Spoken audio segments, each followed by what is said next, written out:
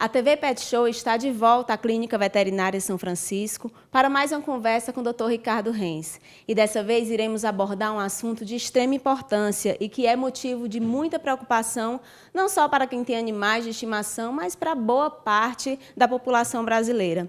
Nós vamos falar hoje sobre a leishmaniose, mais popularmente conhecida como calazar.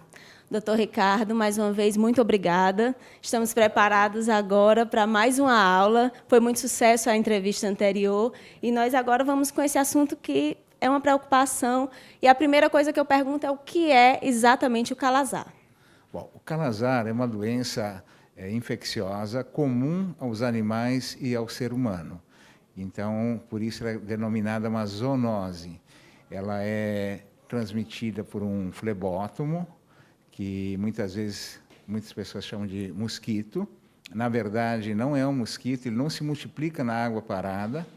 E esse flebótomo pica um animal ou uma pessoa doente e depois de 4 dias, ela picando outra pessoa ou outro animal vai transmitindo a doença. Então, essa doença é transmitida pelo flebótomo, popularmente conhecido como mosquito, e não é transmitida pelo cão, como muitas pessoas acreditam. Doutor, e como é que os exames para detectar essa doença? Bom, nós veterinários, quando temos uma suspeita clínica, nós lançamos mãos de exames de laboratório para confirmar aquela suspeita. Então, existem hoje exames bastante confiáveis que vão detectar o calazar.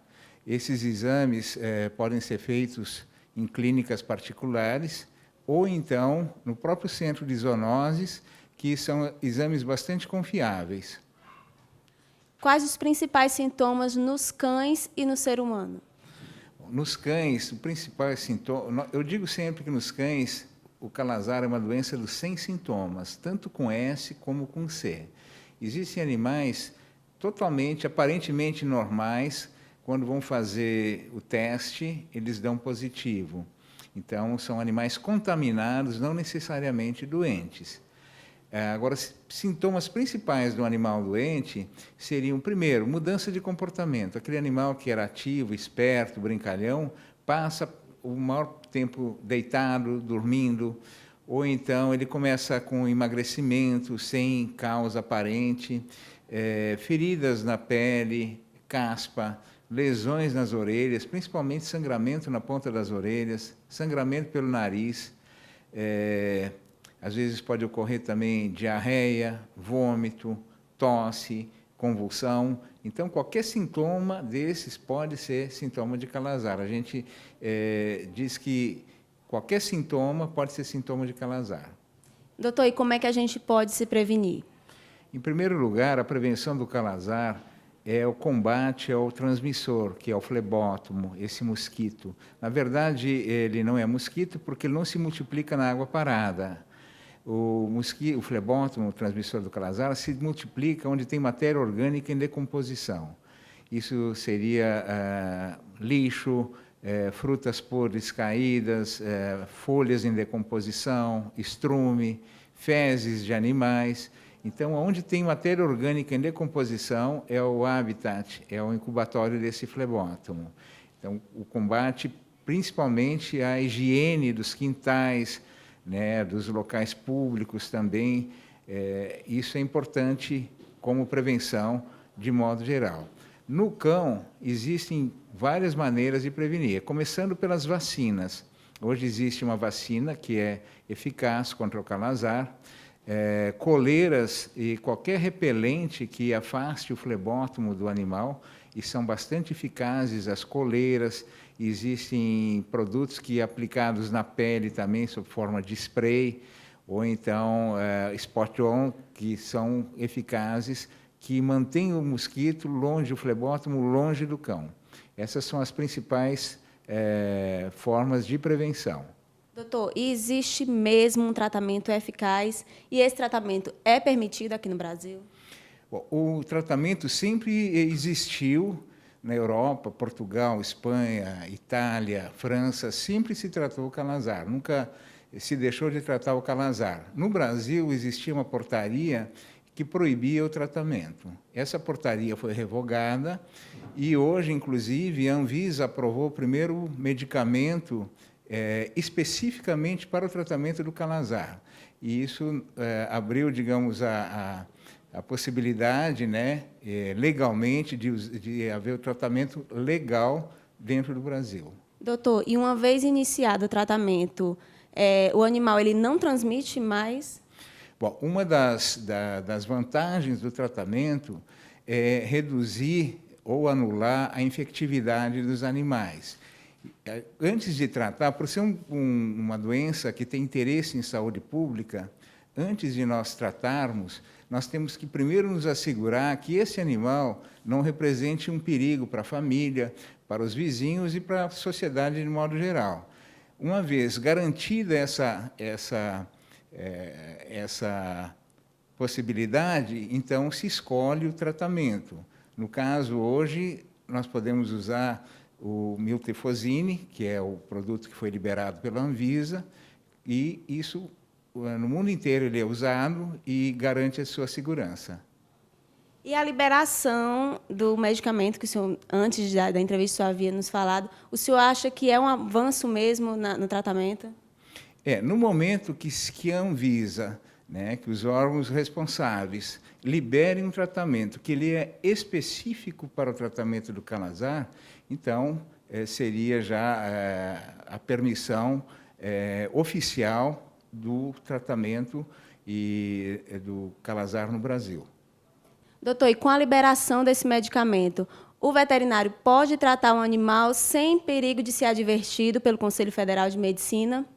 Sim, infelizmente, o Conselho Federal de Medicina Veterinária, o Conselho Federal, não reconhece o tratamento, apesar do Ministério da Agricultura, os órgãos responsáveis pela liberação de um medicamento específico para o calazar, o Conselho ainda ameaça com punição aqueles médicos veterinários que prescrevem o tratamento.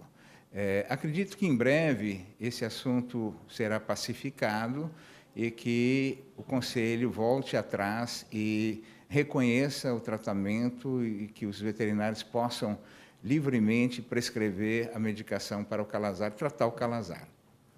Doutor, a gente escuta muito esses termos, cura clínica, cura parasitológica e cura epidemiológica. Falei certo? Isso. Qual a diferença? Bom, a cura clínica é quando o animal ou a pessoa tratada, ela não tem mais sintomas clínicos da doença, ela passa a estar normal. A cura parasitológica é quando ocorre a cura clínica e a eliminação do invasor, no caso a leishmania, do organismo, seja do homem como do cachorro.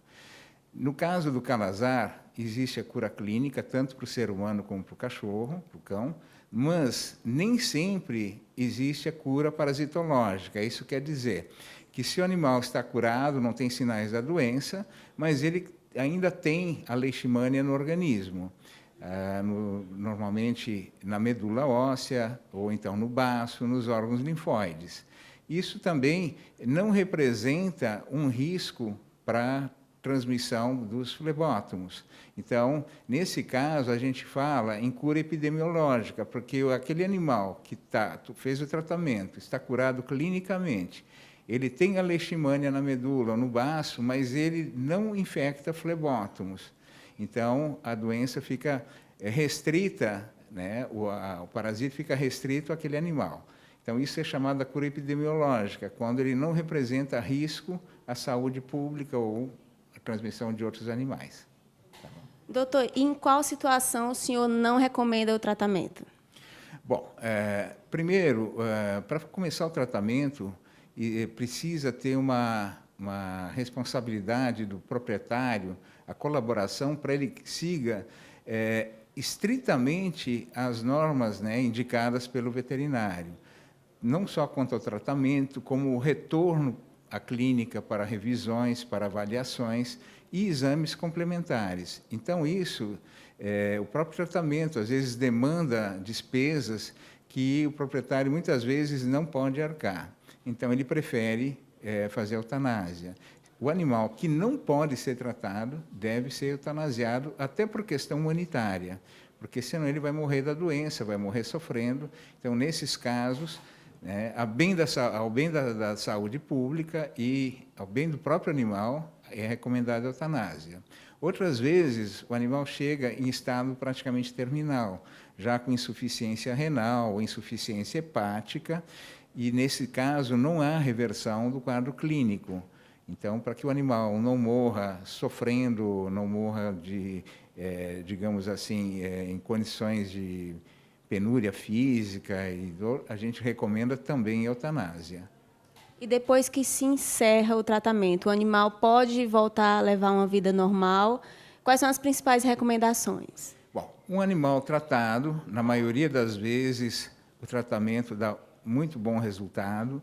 O animal tem uma vida normal. Nós temos vários exemplos, vários casos de animais que hoje chegaram à clínica com a doença, né, bem manifesta, e hoje não tem sintoma nenhum e levam uma vida normal, com atividades normais e sem nenhum problema que possa denunciar que ele algum dia teve calazar. O animal volta a ser totalmente normal. Doutor Ricardo, mais uma vez nós agradecemos a sua atenção e não esqueça de nos acompanhar nas redes sociais.